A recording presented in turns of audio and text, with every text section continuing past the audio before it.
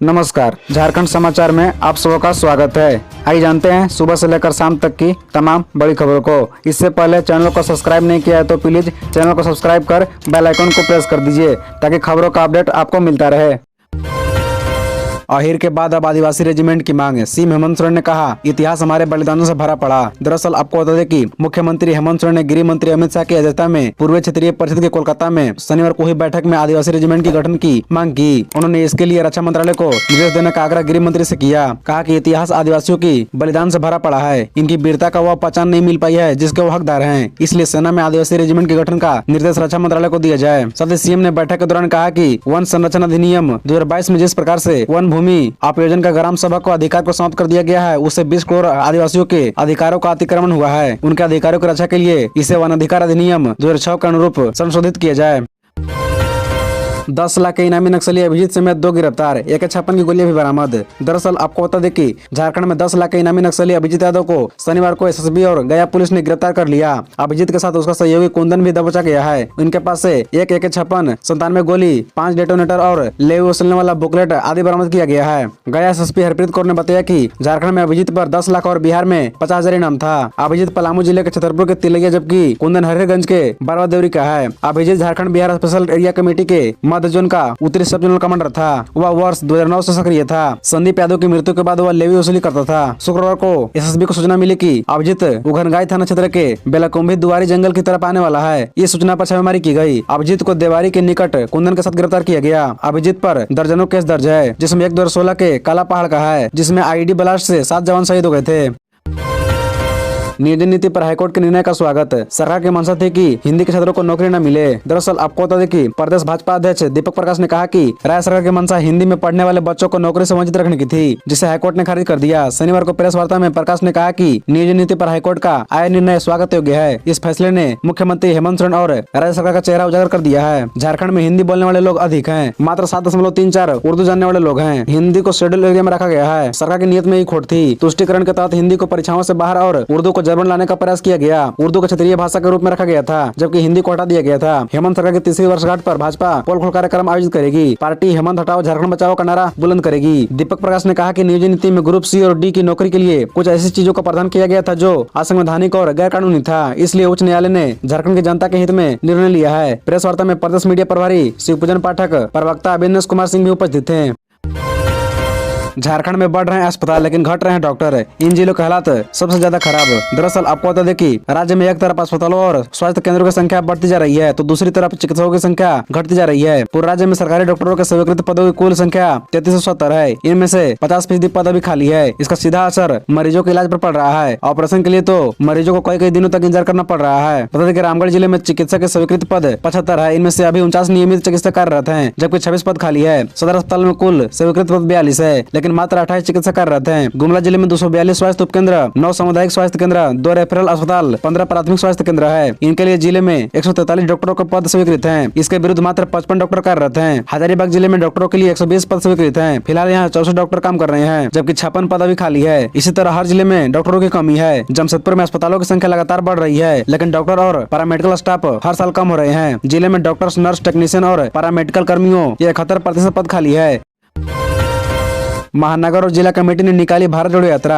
कांग्रेस का दायित्व है कि सौंदर्य बना रहे और संविधान की रक्षा हो। राजेश ठाकुर। दरअसल आपको बता दें कि प्रदेश कांग्रेस अध्यक्ष राजेश ठाकुर ने शनिवार को कहा कि कांग्रेस अपना दायित्व निभाएगी कि समाज में सौंदर्य बना रहे और संविधान की रक्षा हो। आज देश में हर तरफ नफरत का माहौल है। बढ़ती महंगाई और बेरोजगारी से लोग परेशान है। भारत जोड़ो यात्रा के माध्यम से उसे दुरुस्त करना है। राहुल गांधी के नेतृत्व में भारत जोड़ो यात्रा के 101 दिन पूरे हो गए हैं। झारखंड के 22 जिलों में राहुल गांधी के संदेश को पहुंचाने का प्रयास सफल होगा। केंद्र की भाजपा सरकार को 2024 के आम चुनाव में जनता उखाड़ फेंकेगी। राजेश ठाकुर रांची महानगर और जिला ग्रामीण कांग्रेस कमेटी के संयुक्त तत्वाधान में राजधानी से निकली भारत जोड़ो यात्रा को संबोधित कर रहे थे। यात्रा के संयोजक सुबोधकांत सहाय ने कहा कि हमें लोगों का प्यार और आशीर्वाद मिल रहा है। आज संविधान की रक्षा चुनौती बन गई है, जिसे जनता 2024 में कांग्रेस की सरकार बनाकर जवाब देगी। रांची के नामकुम सीओ पर पंचायत समिति सदस्य ने लगाया दुर्व्यवहार का आरोप। सीओ ने कही ये बात। दरअसल आपको बता दें कि रांची जिले के नामकुम के अंचलाधिकारी विनोद कुमार प्रजापति पर आरा पंचायत की पंचायत समिति सदस्य अनु तिवारी ने दुर्व्यवहार करने का आरोप लगाया है। अनु तिवारी का कहना है कि वो जनप्रतिनिधि होने के नाते जनता की समस्याओं को लेकर अंचल कार्यालय गई तो जानकारी मिली कि अंचलाधिकारी अपने कक्ष में नहीं है। उन्होंने अंचलाधिकारी के मोबाइल पर संपर्क किया और अपना परिचय देते हुए उनसे जानकारी ली कि वे कहाँ हैं, कब तक कार्यालय आ सकेंगे। इस पर अंचलाधिकारी आग बबूला हो गए। उन्होंने कहा कि आप पूछने वाले कौन होते हो, मैं आपको बताने के लिए बाध्य नहीं हूँ। इस मामले में अंचलाधिकारी विनोद प्रजापति ने कहा कि आरोप बेबुनियाद है। पंचायत समिति सदस्य अनु तिवारी के अनुसार कुछ देर बाद अंचलाधिकारी अपने कक्ष में आए और अन्य व्यक्ति के साथ कमरा बंद कर बात करने लगे। उन्होंने दोबारा फोन किया तो उन्होंने फोन रिसीव नहीं किया और मैसेज किया कि वे अभी नहीं मिल सकते हैं। अंदर से व्यक्ति के निकलने के बाद मैं सीओ के कक्ष में गई और उनसे कहा कि वे जनप्रतिनिधि हैं। इस पर सीओ ने कहा कि वे अपने अनुसार काम करते हैं। असंवैधानिक नीतियों व निर्णयों से 12 वर्षों में झारखंड के 24,000 युवाओं नौकरी से हुए वंचित। दरअसल आपको बता दें कि राज्य में बनाई जा रही असंवैधानिक नीतियों व विधि के विरुद्ध लिए जा रहे निर्णयों से युवाओं के हाथ से नौकरी निकलती रही है। कई ऐसी परीक्षाएं हुई जिसमें रिजल्ट जारी होने के सभी प्रक्रिया पूरी कर ली गई, पर नियुक्ति पत्र वितरण के पहले ही नियुक्ति प्रक्रिया रद्द कर दी गई। इन नियमों के चलते राज्य के युवा के हाथ से रोजगार का लगभग 23 अवसर निकल गए। वर्ष 2011 में प्राथमिक व मध्य विद्यालय में 13,000 शिक्षकों की नियुक्ति प्रक्रिया शुरू की गई थी। इससे पूर्व केंद्र सरकार ने शिक्षा का अधिकार अधिनियम लागू कर दिया था। अधिनियम के अनुरूप 8वीं तक में नियुक्ति के लिए शिक्षक पात्रता परीक्षा अनिवार्य कर दिया गया था। सरकार ने नियुक्ति के लिए जमा आवेदन के आधार पर ही शिक्षक पात्रता परीक्षा लेने का निर्णय लिया। झारखंड एकेडमिक काउंसिल ने परीक्षा ली जिसमें लगभग 8,000 अभ्यर्थी सफल हुए। सभी सफल अभ्यर्थियों की सीधी नियुक्ति का निर्णय लिया गया था। असफल अभ्यर्थियों ने हाईकोर्ट में याचिका दाखिल कर कहा कि परीक्षा को लेकर जारी विज्ञापन की प्रक्रिया के बीच में बदलाव किया गया। हाईकोर्ट ने परीक्षा रद्द कर दी। सफल अभ्यर्थी हाईकोर्ट के निर्णय के खिलाफ सुप्रीम कोर्ट में याचिका दाखिल की, लेकिन सुप्रीम कोर्ट ने हाईकोर्ट के निर्णय को बरकरार रखा। झारखंड में छात्रों ने सीएम हेमंत सोरेन और शिक्षा मंत्री का फूका पुतला। 19 दिसंबर को रांची बंद का आह्वान।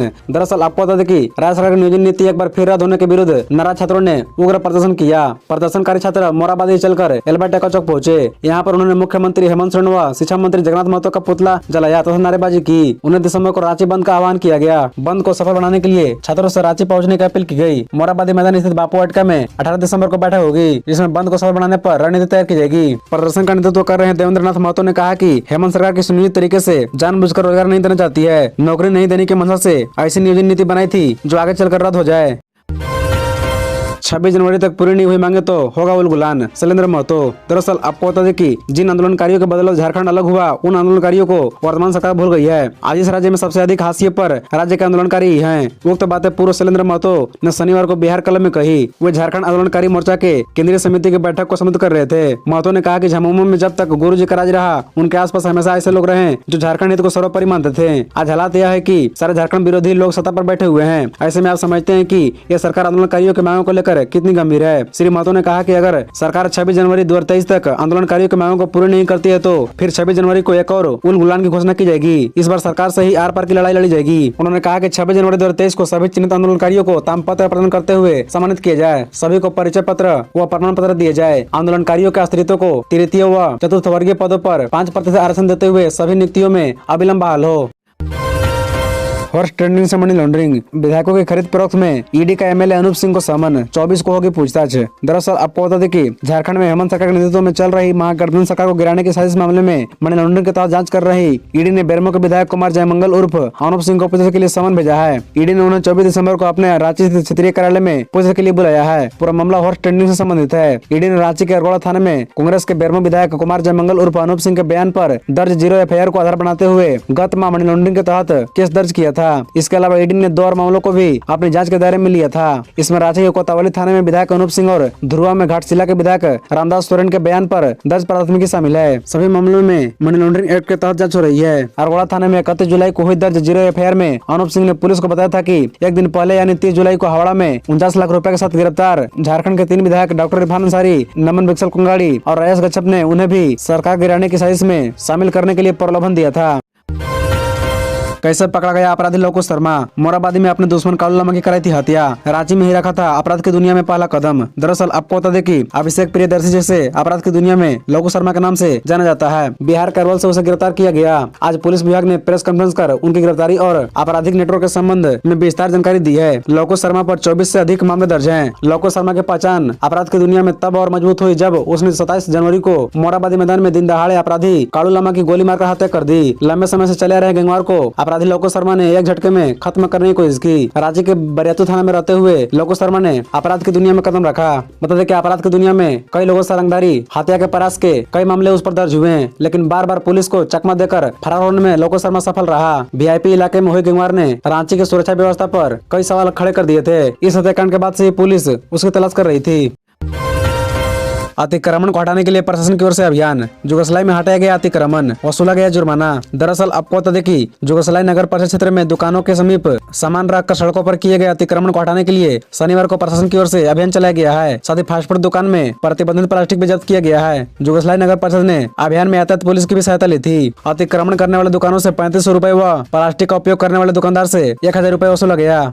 खबरों से जुड़े रहने के लिए चैनल को सब्सक्राइब, वीडियो को लाइक एवं एक दूसरे से शेयर जरूर करें। धन्यवाद।